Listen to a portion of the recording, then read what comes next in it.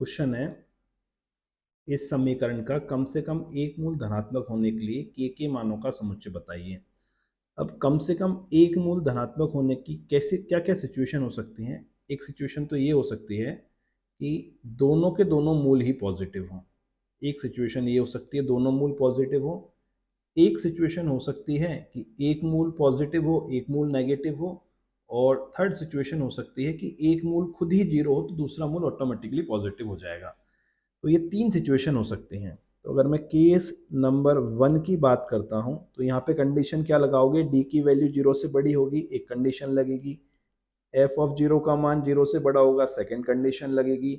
और जीरो से minus B upon two ए का मान बड़ा होगा, थर्ड कंडीशन लगेगी। तो डी का मान निकालो 4 के माइनस 1 का whole square minus 4 k plus 5 greater than equals to zero. तो 4 को तो हटा दो तो के स्क्वायर माइनस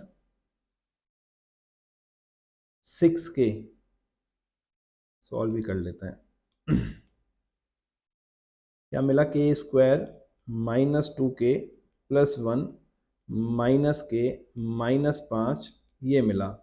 तो के स्क्वायर माइनस 3k माइनस 4 तो मिलेगा के माइनस 4 और ये मिलेगा के प्लस 1। आंसर आएगा k belongs to minus infinity to minus 1 close interval और 4 से इन्फिनिटी, ये आपका आंसर आ गया पहले केस में। अब सेकंड चीज क्या करोगे, एफ ऑफ जीरो का मान जीरो से बड़ा होना चाहिए।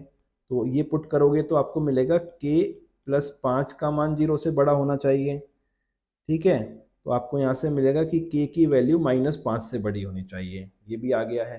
थर्ड कंडीशन क्या है, ये पहली वाली कंडीशन मैंने निकाली है, ये सेकंड वाली कंडीशन है। थर्ड कंडीशन है कि जीरो से बड़ा है माइनस बी अपॉन ए।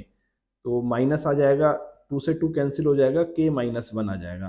तो आप अगर माइनस से मल्टीप्लाई कर दोगे तो आपको मिलेगा के माइनस 1 लेस देन जीरो।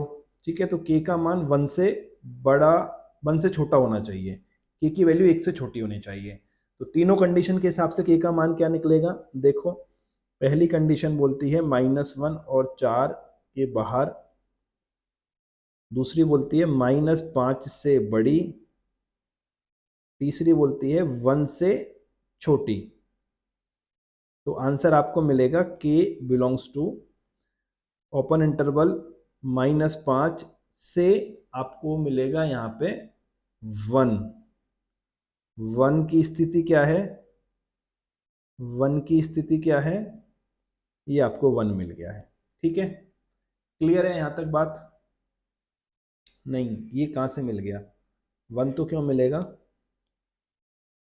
हमें यहाँ से मिलेगा के का मान, के बिलोंग्स टू -5 पर ओपन इंटरवल -1 पर क्लोज इंटरवल, ये वाला पोर्शन ये कॉमन है।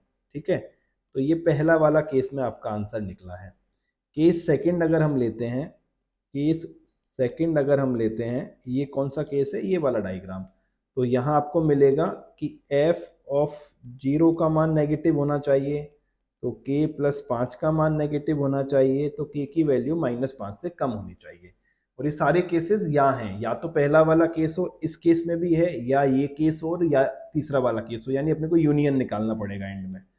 अगर मैं केस थर्ड की बात करता हूँ, अगर मैं केस थर्ड की बात करता हूँ तो क्या है कि खुद जीरो मूल है तो एफ ऑफ जीरो इसको सेटिस्फाई करेगा। तो के प्लस 5 का मान जीरो होगा यानी के का मान -5 होगा। अब इन तीनों का यूनियन हमें करना है।